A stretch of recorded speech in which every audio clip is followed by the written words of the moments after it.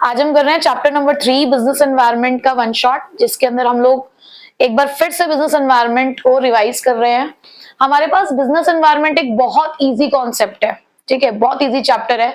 जो हमारा part A है, पार्ट ए के 2 चैप्टर ऐसे हैं जो बहुत इजी है, बिजनेस एनवायरनमेंट और कंट्रोलिंग, ठीक है, सबसे छोटे दोनों चैप्टर्स हैं ये। अगर हम चैप्टर नंबर 3 तक कर लेते हैं अब, यानी कि स्टार्टिंग के 3 चैप्टर्स अगर हम कर लेते हैं तो 16 मार्क्स तक को हम कवर कर पाएंगे 80 में से। 80 में से 16 मार्क्स के हमारे ये 3 चैप्टर आते हैं, 1, 2, 3, ठीक है।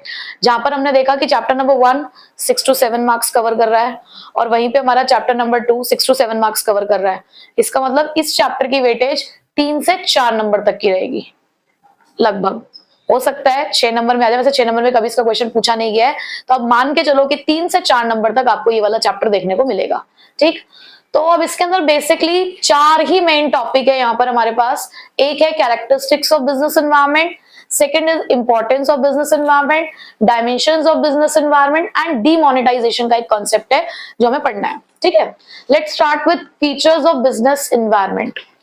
फीचर्स से भी पहले मीनिंग ऑफ बिजनेस एनवायरनमेंट समझ लें।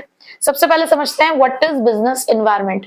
देखो, बिजनेस एनवायरनमेंट को बोला जाता है कि इन्वायरमेंट, जब भी हम बोलते हैं वर्ड इन्वायरमेंट, तो हम कहते हैं ना कि हमारी सराउंडिंग, और हमारी सराउंडिंग हमें बहुत अलग अलग तरीके से अफेक्ट करती है। अब जैसे कि समर चली गई है, विंटर्स आ गई हैं, तो जैसी विंटर्स आई तो हम भी तो विंटर क्लोथ्स में आ गए ना। क्यों?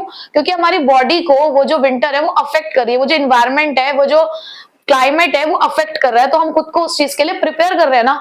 इसी तरीके से हमारा बिजनेस भी तो बाहर काम करता है, और जब हमारा बिजनेस बाहर काम करता है तो उसके साथ भी बहुत सारे लोग इंटरेक्ट करते हैं, उसको भी बहुत सारी चीजों के साथ डील करना पड़ता है जो उसकी परफॉर्मेंस को अफेक्ट करती है। सो बिजनेस एनवायरनमेंट सम टोटल है उन सभी एक्सटर्नल फोर्सेस का। एक्सटर्नल फोर्सेस मतलब जो बिजनेस से जुड़े हैं लेकिन बिजनेस के कंट्रोल में नहीं है, जैसे कि कॉम्पिटिटर्स, कस्टमर्स, सप्लायर, टेक्नोलॉजी का चेंज हो जाना, गवर्नमेंट की पॉलिसी का चेंज होना, कस्टमर के प्रेफरेंस का चेंज हो जाना, ये सभी बिजनेस के कंट्रोल से तो बाहर है, बट कहीं ना कहीं ये बिजनेस की परफॉर्मेंस को डायरेक्टली और इनडायरेक्टली अफेक्ट करते हैं। So this is business environment. तब मीनिंग के बाद अब हम पढ़ते हैं कैरेक्टरिस्टिक्स और फीचर्स ऑफ बिजनेस एनवायरनमेंट, जिसके अंदर हमें याद करना होगा CUS DIRT। CUS DIRT या एक और है इसका एक्रोनिम सिट कर्ड, ठीक है। तो जो भी आपको इजी लगे आप उसे याद कर सकते हो। तो C से हमारे पास कॉम्प्लेक्सिटी, U है अनसर्टेनिटी, S से हमारे पास specific and general forces, D से हमारे पास डायनामिक, I से है इंटररिलेटेडनेस, R है रिलेटिविटी और T है totality of the external forces. सबसे पहले बात करते हैं कॉम्प्लेक्सिटी। कॉम्प्लेक्स का मतलब क्या होता है? Simple, difficult. बिजनेस एनवायरनमेंट पढ़ना कोई आसान बात नहीं है, क्योंकि बिजनेस एनवायरनमेंट में कुछ ऐसे एलिमेंट्स हैं जिनका इंपैक्ट स्टडी करना इतना आसान नहीं है। आप एक डायमेंशन को पढ़ोगे तो दूसरे डायमेंशन में चेंजेस आ जाते हैं।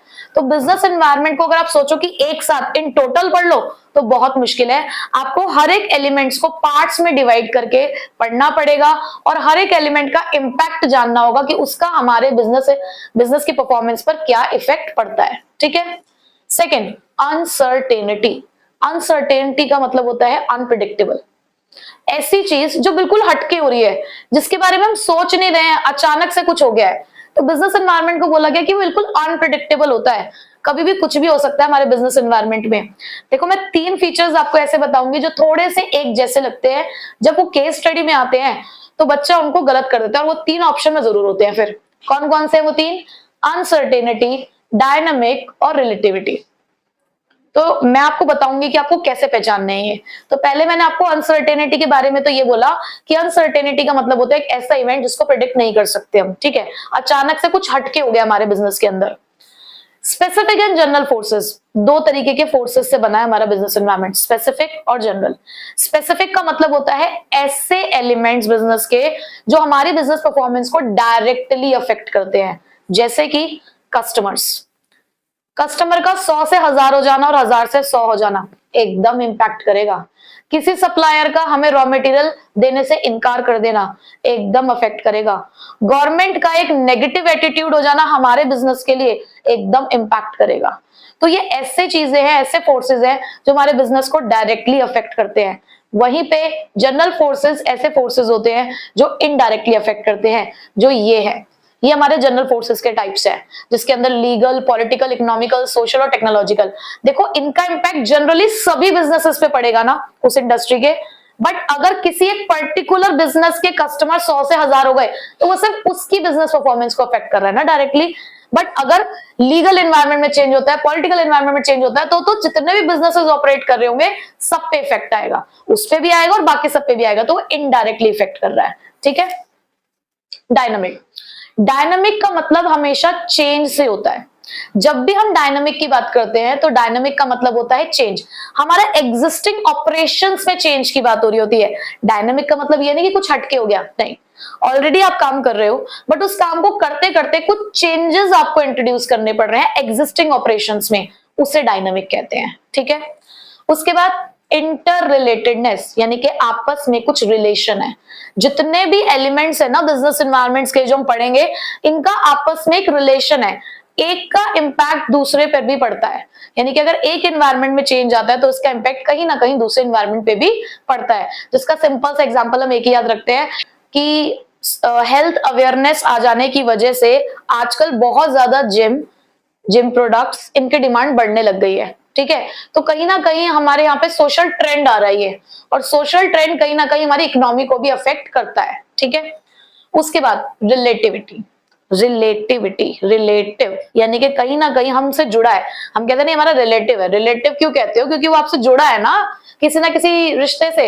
इसी तरीके से जब आप बिजनेस एनवायरनमेंट की बात करते हो, उसमें रिलेटिविटी की बात कर रहे हो, तो बिजनेस एनवायरनमेंट एक रिश्ते की भी बात करता है कि हर कंट्री टू कंट्री, हर region to region business environment अलग होता है। जरूरी नहीं है जैसा बिजनेस एनवायरनमेंट इंडिया का है वैसा ही बिजनेस एनवायरनमेंट हमें यूएस का भी देखने को मिले, वही हमें जापान का भी देखने को मिले। हर जगह चीजों की जो डिमांड है वो अलग अलग तरीके से है। ठीक है। जैसे हमारे यहाँ पर चाय बहुत ज्यादा पसंद करते हैं, इंडिया में जो टी है वो कहते हैं ना कि हमारे लिए कुछ भी ले लो, हमसे हमें फर्क नहीं पड़ेगा, चाय नहीं छिननी चाहिए। बहुत से लोगों को चाय पीना बहुत पसंद होता है, ये हमारे इंडिया के अंदर है, बट ये चीजें बाहर नहीं है। बाहर के देशों में ज्यादातर कॉफी उसको प्रेफर किया जाता है। ठीक है। तो हर जगह का अपना एनवायरनमेंट है।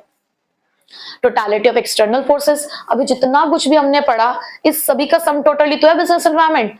तो बिजनेस एनवायरनमेंट इन सभी एक्सटर्नल फोर्सेस को सम अप करके बनता है, जो हमारे बिजनेस के कंट्रोल से तो बाहर है लेकिन बिजनेस की परफॉर्मेंस को अफेक्ट कर रहे हैं। फीचर्स क्लियर हुए? अब मैं बात कर रही थी 3 फीचर्स की जो कंफ्यूज करते हैं। अगर अनसर्टेनिटी की बात होगी तो अनसर्टेनिटी जो आप एक्चुअल में कर रहे हो उससे बियॉन्ड जाके कुछ हो रहा होगा। जैसे कि हम सभी के बिजनेसेस को बहुत ज्यादा इफेक्ट किया एक चीज ने, कोविड-19। वो एक अनप्रिडिक्टेबल इवेंट था, ये अनसर्टेनिटी है। हमने नहीं सोचा था कि इस तरीके की चीजों को भी हमें फेस करना पड़ेगा। आज मोस्टली बिजनेस, देखो मैं ये नहीं कह रही हूँ कि ऑनलाइन बिजनेसेस पहले नहीं थे, लेकिन बहुत सारे बिजनेसेस कोविड-19 के बाद ही ऑनलाइन हुए हैं। वो पहले सिर्फ ऑफलाइन थे लेकिन वो ऑनलाइन होना पड़ा उन्हें, क्यों? क्योंकि ऑफलाइन उनके पास जो स्कोप था, जो अपॉर्चुनिटीज थी वो खत्म हो रही थी। तो ये एक अनप्रिडिक्टेबल इवेंट हुआ। लेकिन डायनामिक का मतलब होता है कि जब आप कुछ एग्जिस्टिंग ऑपरेशंस कर रहे हो लेकिन उसमें आप मॉडिफिकेशंस कर रहे हो। ठीक है। जैसे कि आप एक मोबाइल फोन मैन्युफैक्चरर हो या डीलर हो मोबाइल फोन के, अभी आप फिलहाल सिर्फ मोबाइल फोन्स पे डील कर रहे हो, बट आपने देखा कि जब भी कस्टमर आता है ना तो मोबाइल फोन की एक्सेसरीज भी बहुत ज्यादा मांगता है। वो चाहता है कि वो एक दुकान पे चढ़े और उसे उससे रिलेटेड सारी चीजें मिल जाए। तो ये चीजें आपने फील करी कि बाहर भी मार्केट में ऐसे कॉम्पिटिटर्स बैठ गए हैं जो मोबाइल फोन के साथ साथ सब कुछ दे रहे हैं। तो आपको अपने बिजनेस ऑपरेशंस में चेंजेस करने पड़ेंगे। तो ये डायनामिक है कि बाहर एनवायरनमेंट चेंज हो रहा है इस चीज से रिलेटेड, तो हमें भी खुद को चेंज करना पड़ेगा। रिलेटिविटी रिलेशन की बात करता है, जिसमें आपका बुक का बहुत सिंपल सा एग्जांपल है कि जैसी डिमांड साड़ीज की इंडिया में है वैसी फ्रांस में आपको देखने को नहीं मिलेगी। क्यों? क्योंकि हमारे तो कल्चर में आती है साड़ी, लेकिन उनके कल्चर का पार्ट नहीं है, वो शौक के तौर पर पहनते हैं उस चीज को। तो ये रिलेटिविटी है, यानी कि रिलेट करता है। क्लियर हो गया? ठीक है। तो फीचर्स हो गए आपको क्लियर। अब आते हैं हम इंपॉर्टेंस पे, और इंपॉर्टेंस को याद करने के लिए क्रॉपिट, जहां पर सी है कॉपिंग के लिए, आर है रिसोर्सेस के लिए, ओ है अपॉर्चुनिटीज के लिए, पी है प्लानिंग एंड पॉलिसी के लिए, आई है हमारे पास इंप्रूविंग परफॉर्मेंस के लिए, और टी है थ्रेट्स के लिए। ठीक है। सो क्रॉपिट के अंदर सबसे पहले सी की बात करें, कॉपिंग विद द रैपिड चेंजेस। अगर मुझे इस एनवायरनमेंट में सरवाइव करना है तो मुझे खुद को इसके साथ बदलना होगा। भाई आप क्यों जो क्लाइमेट चेंजेस आ रहे हैं उसके साथ खुद को बदल रहे हो ना, उसी के हिसाब से आप रहना शुरू कर रहे हो ना। क्यों? क्योंकि हमें सरवाइव करना है इस क्लाइमेट में, तो ऐसे बिजनेस को भी तो सरवाइव करना होता है। तुम अगर सोचते रहो कि पुराने तरीके से हम अपने बिजनेस को चलाते रहे तो लंबे समय तक सरवाइव कर पाओगे क्या? नहीं कर पाओगे। तो आपको कॉप अप करना है। कॉप अप मतलब कदम से कदम मिलाकर चलना है कि जैसे जैसे रैपिड चेंजेस आते जा रहे हैं, जैसे जैसे चेंजेस हो रहे हैं एनवायरनमेंट में, हमें खुद को चेंज करना है। क्यों? क्योंकि मार्केट कंडीशंस टर्बुलेंट हो गई हैं, यानी कि हाईली वर्सेटाइल हो गई हैं, हाईली चेंजेबल हो गई हैं और डिमांडिंग हो गए। हमारे कस्टमर्स बहुत ज्यादा डिमांड करते हैं। टेक्नोलॉजी, हर एक नया राउंड एक न्यू टेक्नोलॉजी लेकर आता है, तो उसके साथ हमें भी खुद को बदलना होगा। Tapping the useful resources. Tapping का मतलब क्या होता है? गेटिंग। आप सिंपली याद कर सकते हो, गेटिंग द यूजफुल रिसोर्सेज। आपको कहां से मिल रहे हैं रिसोर्स? बिजनेस एनवायरनमेंट से। आप कहते हो मैं 4 फैक्टर्स ऑफ प्रोडक्शन चाहिए होते हैं, लैंड, लेबर, कैपिटल, एंटरप्रेन्योर। ये कहां से मिल रहे हैं? सोसाइटी से तो मिलते हैं, और society is a part of business environment. आपको अपना आउटपुट कहां जाके बेचना होता है? सोसाइटी में जाके बेचना होता है, अपने कस्टमर्स को बेचना है। आपको रॉ मटेरियल सप्लायर दे रहा है, बिजनेस एनवायरनमेंट का पार्ट है। आप अपना आउटपुट कस्टमर को बेचते हो, कस्टमर आपके बिजनेस एनवायरनमेंट का पार्ट है। तो जिनके साथ आप डील कर रहे हो, आपको उनको स्टडी करना पड़ेगा। तो बिजनेस एनवायरनमेंट इसलिए भी इंपॉर्टेंट है क्योंकि यहां से हमें अपने बिजनेस को चलाने के लिए यूजफुल रिसोर्सेज मिलते हैं। Third one is identifying the opportunities and getting the first mover advantage. यानी कि पहले ही अगर हमें अपॉर्चुनिटी का पता चल जाए तो हम जीत हासिल कर सकते हैं। तो अपॉर्चुनिटीज का पहली बात तो मतलब क्या होता है? अपॉर्चुनिटीज को बोला जाता है these are the positive external trends. Positive, ये वो एक्सटर्नल ट्रेंड है जो आपकी बिजनेस परफॉर्मेंस को इंप्रूव कर सकते हैं अगर आपने सही समय पर इसे पहचान लिया तो।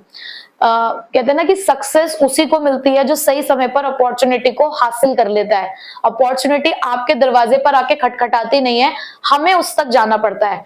तो वही सक्सेस को हासिल कर पाता है जो उस अपॉर्चुनिटी को सबसे पहले ग्रास्प कर लेता है।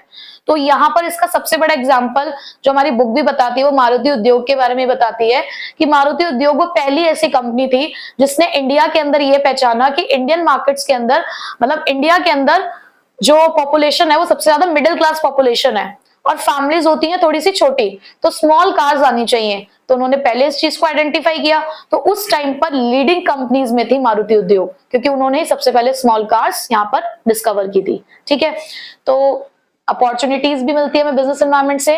Next is planning and policy formulation. देखो बिजनेस बिना प्लानिंग के थोड़ी होता है, बट प्लानिंग के लिए हमें पता तो होना चाहिए कि क्या सिचुएशन है। तो क्योंकि बिजनेस एनवायरनमेंट के अंदर ना हमें ये पता चलता है कि हमारी अपॉर्चुनिटीज क्या है। जब मुझे ये पता चल रहा है कि मेरी अपॉर्चुनिटी है तो मैं उसके हिसाब से ना प्लानिंग करूंगी कि मुझे आगे क्या करना है। Planning is thinking in advance ना, हमें पहले से सोचना होता है, स्ट्रैटेजीज बिल्डअप करनी होती है। और क्योंकि बिजनेस एनवायरनमेंट में थ्रेट्स भी हैं, बिजनेस एनवायरनमेंट में खतरे भी हैं, मुझे ये भी पता चलेगा कि मेरे बिजनेस के लिए खतरे क्या है, तो उसके लिए मुझे पॉलिसी बनानी पड़ेगी। तो क्योंकि business environment is a source of both the opportunities and threats, तो इसकी वजह से आपको हेल्प मिलेगी in planning and policy formulation. तो इसलिए भी स्टडी करना जरूरी है बिजनेस एनवायरनमेंट को। Next, improving performance. जो बिजनेस कंटिन्यूअसली अपने बिजनेस एनवायरनमेंट को मॉनिटर करेगा और उसके हिसाब से अपने आप को बदलता रहेगा, वही लंबे समय तक मार्केट में टिक पाएगा और अपनी बिजनेस परफॉर्मेंस को रेगुलरली कंटिन्यूअसली इंप्रूव कर पाएगा। तो अगर आप चाहते हो अपनी परफॉर्मेंस को इंप्रूव करना, तो देखते रहो आसपास क्या हो रहा है, तभी आप आगे बढ़ पाओगे। ठीक है, last one is identifying the threats and early warning signal. ये आपको खतरे की घंटी बजा के दे देता है कि खतरा आ रहा है। खतरा कैसा? लाइक कॉम्पिटिटर्स एंटर कर रहे हैं मार्केट के अंदर, या गवर्नमेंट कुछ आपके बिजनेस से रिलेटेड कोई डिसीजन लेने वाली है, तो आपको रेडी हो जाना है कि अगर ऐसा कुछ होने वाला है तो हमारे लिए वार्निंग सिग्नल है ये। अब हमें सोच लेना है कि हमें क्या करने की जरूरत है। तो बिजनेस एनवायरनमेंट के अंदर ये सारी चीजें हैं, इसलिए आपको इसको स्टडी करना होता है। ठीक है, क्लियर हो गया? नेक्स्ट है हमारे पास अब डायमेंशंस ऑफ बिजनेस एनवायरनमेंट। हमारे पास 5 डायमेंशंस हैं। लीगल पेस्ट, जहां पर लीगल तो लीगल एनवायरनमेंट ही है, पी से है पॉलिटिकल एनवायरनमेंट, ई है economical environment, economic environment, S है हमारे पास सोशल एनवायरनमेंट और टी है हमारे पास टेक्नोलॉजिकल एनवायरनमेंट। ये एक ऐसा टॉपिक है जो हमेशा ही केस स्टडी में पूछा गया है। ये एक ऐसा टॉपिक है जो 1 नंबर के एमसीक्यू के केस स्टडी में से भी आ सकता है और इसकी केस स्टडी 3 नंबर की बन सकती है, ठीक है। इससे ज्यादा का ये टॉपिक नहीं आता है और ना ही अब तक पूछा गया है। लाइकवाइज ये भी एक ऐसा टॉपिक है, फीचर्स ऑफ बिजनेस एनवायरनमेंट, जो ज्यादातर केस स्टडी में ही पूछे जाते हैं, ठीक है। बट हाँ, जो इंपॉर्टेंस वाला टॉपिक है ये आपसे डायरेक्ट पूछ सकते हैं कि इंपॉर्टेंस एक्सप्लेन करो, ठीक है। केस स्टडी यहां से मैंने अब तक बहुत कम देखी है। तो सबसे पहले बात करते हैं लीगल एनवायरनमेंट की। लीगल एनवायरनमेंट के अंदर क्या क्या चीजें आती हैं? लीगल एनवायरनमेंट के कंपोनेंट्स होते हैं कि जब भी कभी भी कोई लॉ पास किया जाता है, चाहे वो हमारी स्टेट गवर्नमेंट बनाए, चाहे कोई सेंट्रल गवर्नमेंट बनाए, लोकल गवर्नमेंट बनाए, यानी कि जो लोकल अथॉरिटीज होती हैं, अगर वो भी कोई एक्ट पास करती है या वो भी कोई अगर नियम कानून पास करती है तो वो भी हमें फॉलो करना होता है, ठीक है। जैसे कि कंज्यूमर प्रोटेक्शन एक्ट, एक एक्ट है ना, एक लॉ की बात हो रही है ना, तो वो लीगल एनवायरनमेंट का पार्ट है। गवर्नमेंट ने बैन कर दिए हैं पॉलिथीन बैग्स को, एक कानून पास किया गया ना कि गवर्नमेंट ने एक ऑर्डर पास कर दिया कि अब से पॉलिथीन बैग्स यूज नहीं किए जाएंगे, तो लीगल एनवायरनमेंट का पार्ट है। अगर क्रैकर्स पे बैन लगा दिया गया है उनकी सेल पर, उनकी मैन्युफैक्चरिंग पर, उनकी सेल पर, तो ये लीगल एनवायरनमेंट का पार्ट है। तो जब भी कोई आपके बिजनेस से रिलेटेड कोई नियम और कानून पास किया जाता है तो वो हमारे लीगल एनवायरनमेंट का पार्ट होता है, यानी कि कोई भी अगर लेजिस्लेशन से रिलेटेड कोई बात है तो वो लीगल एनवायरनमेंट है, ठीक है। एक कंफ्यूजन होता है लीगल और पॉलिटिकल में, क्योंकि यहां पे भी मैं कहीं ना कहीं गवर्नमेंट के बारे में बोल रही हूँ और पॉलिटिकल एनवायरनमेंट तो होता ही गवर्नमेंट के बारे में है, ठीक है। लेकिन थोड़ा सा एक फर्क है, लीगल एनवायरनमेंट में हमेशा कहीं ना कहीं कोई लॉ होगा, कोई ऑर्डर होगा, कुछ इंस्ट्रक्शन होंगी हमारे गवर्नमेंट की तरफ से, कोर्ट की तरफ से। पॉलिटिकल एनवायरनमेंट के अंदर हम लोग कहते हैं कि पॉलिटिकल एनवायरनमेंट अफेक्ट होता है by the attitude of our government officials, कि उनका हमारे बिजनेस के टुवर्ड्स कैसा एटीट्यूड है, पॉजिटिव और नेगेटिव। जैसे कि इकोनॉमिक रिफॉर्म से पहले जो हमारी एलपीजी पॉलिसी आई थी 1991 में, उससे पहले हम ये कहते थे कि जो गवर्नमेंट है ना उसका बिजनेसेस के टुवर्ड्स एक नेगेटिव एटीट्यूड था। क्यों? क्योंकि ग्लोबलाइजेशन अलाउड नहीं था, लिबरलाइजेशन नहीं थी, तो बहुत ज्यादा रिस्ट्रिक्शंस लगी हुई थी बिजनेसेस के ऊपर, प्राइवेट सेक्टर को तो अलाउड ही नहीं करते थे, और जिन एरियाज में प्राइवेट सेक्टर को अलाउड भी किया हुआ था वहां उसको परमिशन लेनी पड़ती थी। लेकिन एलपीजी की पॉलिसी के बाद हम ये कहते हैं कि हमारी इकोनॉमी ओपन अप हुई, जिसकी वजह से हमें देखने को मिला कि गवर्नमेंट का एक पॉजिटिव एटीट्यूड आया, गवर्नमेंट का एक पॉजिटिव एटीट्यूड आया, ठीक है। तो ये पॉलिटिकल एनवायरनमेंट का पार्ट है। दूसरा, जिस कंट्री की पॉलिटिकल कंडीशन स्टेबल होती है वहां की कंट्री का एनवायरनमेंट एक पॉजिटिव एनवायरनमेंट को रिफ्लेक्ट करता है। ऐसी कंट्री के अंदर इन्वेस्टर्स पैसा लगाना चाहेंगे। आप यूक्रेन में पैसा लगाना चाहेंगे? क्यों? पॉलिटिकल इंस्टेबिलिटी है। वहीं पे अगर आप अमेरिका में पैसा लगाने की बात कहूं तो आप लगाओगे, क्यों? पॉलिटिकल स्टेबिलिटी है। तो किसी कंट्री की पॉलिटिकल स्टेबिलिटी और इनस्टेबिलिटी भी कहीं ना कहीं अफेक्ट करती है वहां पे काम करने वाले बिजनेस की परफॉर्मेंसेस पे, ठीक है। तो कहीं पे भी अगर इनस्टेबल एनवायरनमेंट दिखता है तो वहां की बिजनेस परफॉर्मेंस खराब हो जाती है। Next, economic environment.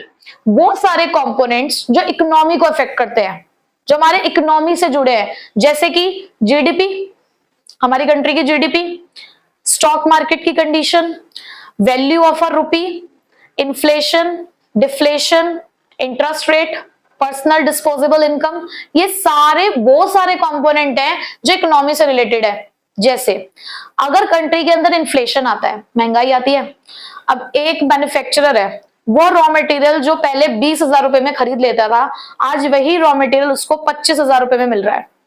उसका बिजनेस पे फर्क पड़ा या नहीं पड़ा? पड़ा ना, उसकी कॉस्ट ऑफ प्रोडक्शन बढ़ गई अचानक से।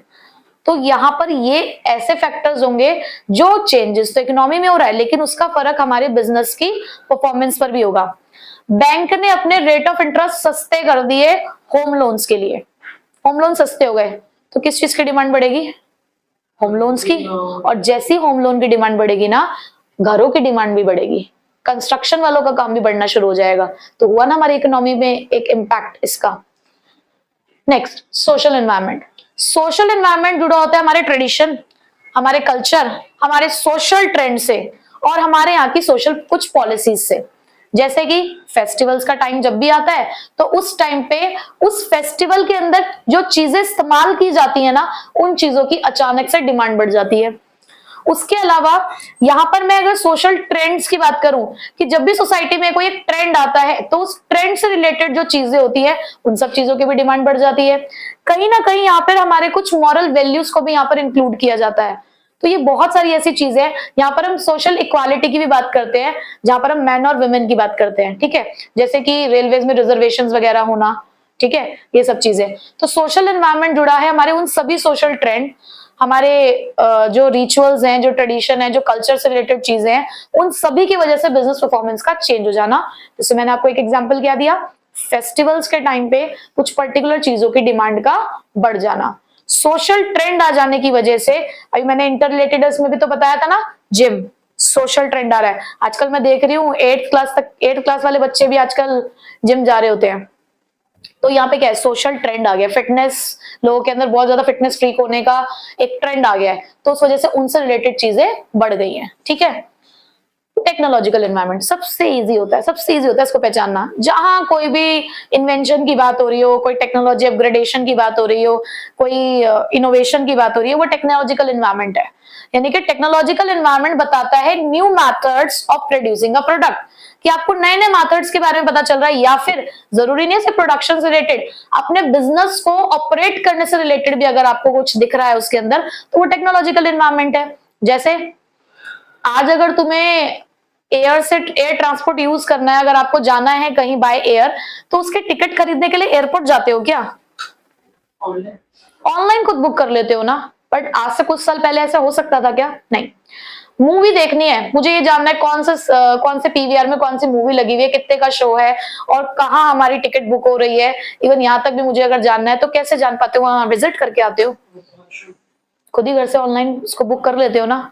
अपना इलेक्ट्रिसिटी बिल घर बैठे बुक कर पा रहे हो ना। ऐसे बहुत सारी चीजें हैं जो आप आज घर बैठे कर पा रहे हो, क्यों? टेक्नोलॉजिकल एडवांसमेंट हो चुका है। तो ये सारा किस चीज का पार्ट है? टेक्नोलॉजिकल एनवायरनमेंट का, ठीक है, यहां तक क्लियर? अब एक बहुत ही छोटा सा टॉपिक, ये कभी भी बहुत ज्यादा हाई मार्क्स में तो नहीं आएगा, बट स्टिल 1 मार्क्स में एटलीस्ट आपको ये पता होना चाहिए। जो आपके मेन टॉपिक थे वो स्टार्टिंग के 3 थे। तो डीमोनेटाइजेशन, सबसे पहले तो उसकी डेट आपको याद रखनी है। डीमोनेटाइजेशन कब हुआ था? 8 नवंबर 2016 जी। सो डीमोनेटाइजेशन के सबसे पहले तो आपको डेट ध्यान रखनी है, 8 नवंबर 2016। उसके बाद इसके फीचर्स क्या हैं? पहली बात तो डीमोनेटाइजेशन था क्या? डीमोनेटाइजेशन के अंदर हमारे 2 हाई डिनोमिनेशन के नोट्स को नॉन लीगल टेंडर डिक्लेयर कर दिया गया था। वो हाई डिनोमिनेशन के नोट्स कौन कौन से थे? 500, मतलब उस टाइम पे जो 500 के नोट चल रहे थे, और 1000 का नोट तो बिल्कुल ही बंद कर दिया गया। 500 के नोट को तो रिप्लेस किया गया बेसिकली नए नोट के साथ, बट हाँ जो पहले वाले नोट चल रहे थे अब वो यूज तो नहीं किए जा सकते, तो उसको नॉन लीगल टेंडर बोला गया। नॉन लीगल टेंडर मतलब ऐसी करेंसी जिसको गवर्नमेंट क्या कर देती है? खारिज कर देती है, यानी कि उसको लॉ सपोर्ट नहीं करता, ठीक है। फीचर्स क्या हैं अब इसके, क्यों हम मतलब डिमोनेटाइजेशन हमें लाना पड़ा? सबसे पहले उसका फायदा क्या हुआ? टैक्स एडमिनिस्ट्रेशन मेजर था। बहुत ज्यादा चोरी हो रही थी, टैक्स इवेशन बहुत ज्यादा हो रहा था, ब्लैक मनी बहुत ज्यादा आ रही थी, तो हमें एक ऐसा सिस्टम चाहिए था जिससे हम ये पता लगा सके कि किस तरीके से हम टैक्स को एडमिनिस्टर कर पाएंगे। हमें एक सिस्टम की जरूरत थी, हमें एक मेजरमेंट करने की जरूरत थी, तो उसके लिए डिमोनेटाइजेशन आया। Second, non acceptance of tax evasion. अब इसकी वजह से टैक्स की चोरी नहीं हो पा रही थी, क्यों? क्योंकि हमने बोल ही दिया था कि अगर आपको अपने मतलब अगर आप चाहते हो कि आपकी जो करेंसी है वो आप यूज कर पाओ, तो आपको बैंक में डिपॉजिट करा के उसको कन्वर्ट करवाना पड़ेगा, बैंक में डिपॉजिट करना पड़ेगा आपको उसको। अब जिनके पास 2 नंबर का पैसा, तो वो बेचारे कैसे जाके जमा कराएं? तो लोगों ने उसके भी कुछ तरीके निकाले थे, बट स्टिल बहुत सारे ऐसे लोग थे जिनके पास बहुत ही अंधा पैसा था, नहीं कर पाए कन्वर्ट, तो उनके पैसे वो खराब हो गए, क्योंकि उन्हें टैक्स भरना नहीं था। भाई या तो टैक्स भरो या अपने पैसों को बस एक पीस ऑफ पेपर बना के छोड़ दो। Channelisation of saving into the formal financial system. जो लोग अपने घर में तिजोरियों में रख के बैठे थे ना, पैसा जो दबा के बैठे थे, वो पैसा हमारे फाइनेंशियल सेक्टर में नहीं आ रहा था। मोटिव तो यही था कि वो पैसा उठ के बैंकों में अगर जमा होगा, बैंक्स में अगर हम उस पैसे को जमा कराएंगे, तो वो हमारी इकोनॉमिक सिस्टम में सर्कुलेट होगा ना, मनी सप्लाई बढ़ेगी, और जितनी ज्यादा मनी सप्लाई बढ़ेगी हमारे देश का डेवलपमेंट होगा, भाई कंट्री का डेवलपमेंट होगा। तो यहाँ पर उनका यही मोटिव था कि लोगों ने जो पैसा अपने घरों में रख रखा है वो निकल कर आए, हमारे फाइनेंशियल सिस्टम में आए, ताकि उनकी उस सेविंग्स को हम यूटिलाइज कर सके अपने इकोनॉमिक सिस्टम के अंदर, ठीक है।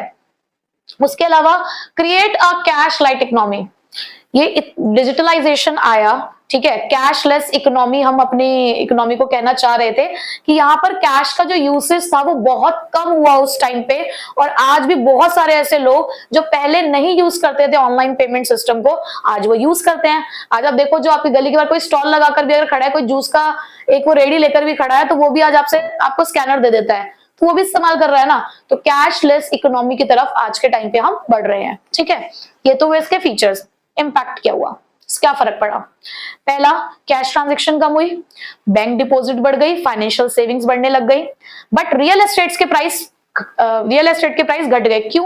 क्योंकि ऐसी जगहों पे जो पेमेंट होती थी ना, वो हाई डिनोमिनेशन नोट्स में ही की जाती थी, और वही आपने बंद कर दिया उस टाइम पे। तो इस वजह से रियल एस्टेट्स की प्राइसेस क्या हो गई थी उस टाइम पे? कम हो गई थी।